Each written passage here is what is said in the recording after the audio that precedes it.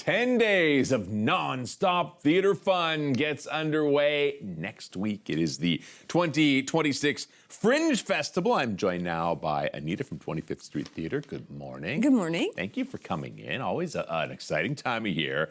It's a Saskatoon tradition, right? Fringe Festival, July 30th to August 8th. What can we expect this year? What's going on? Yeah, so the Fringe has been happening in Saskatoon every year since, well, with the exception of the pandemic, since 1989.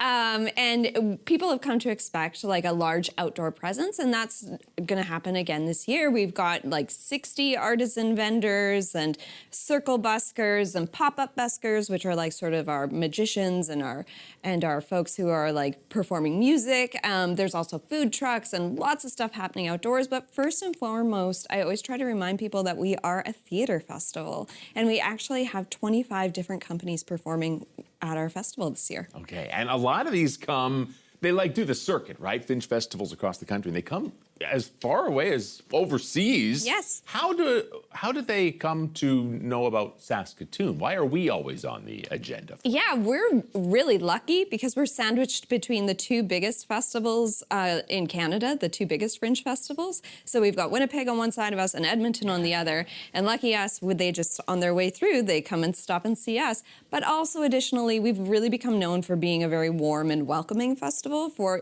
those traveling artists, which is something we're very proud of. And lucky us, it means we get that high caliber performer. Okay, so there's a bunch of things. Like there's the theater, there's all the vendors and the buskers. And then this year there's something called the Collaboration Company, which I really love this idea. Yeah, super exciting. We've created a company of young artists. So they're between the ages of 12 and 16. We have a leader who's helping them like put the show together, and they get 3 performances at the Saskatoon Fringe. It was totally free for the artists to participate in, and then at the end, they split the money. So they really get the whole Fringe experience. All right, learn how to become involved in theater and how to make it work. One of the coolest things about the Fringe really is using the line low risk in terms of time and money, and that is absolutely true. And right now in this climate that we're in, that is a super huge positive. Yes, I agree. And I think, at least for me, I've been telling people for years, you know,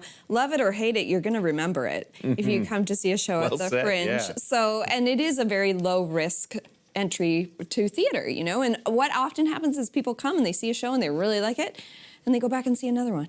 The thing is, the tough part of this is trying to choose which ones, but there is a preview night that can help you with that. That's right. One day before the festival, so on July 29th, everybody gets 2 minutes to showcase their show to you, and it's hosted by Paul Strickland, who's a very well-known international Fringe artist. Okay, so how can people take this in? How can we check out Fringe 2026? Yeah, well, you can find all the information on our website, 25thstreettheater.org, and we have really active socials as well, so you can check those out. But, I mean, if nothing else, just stop on by.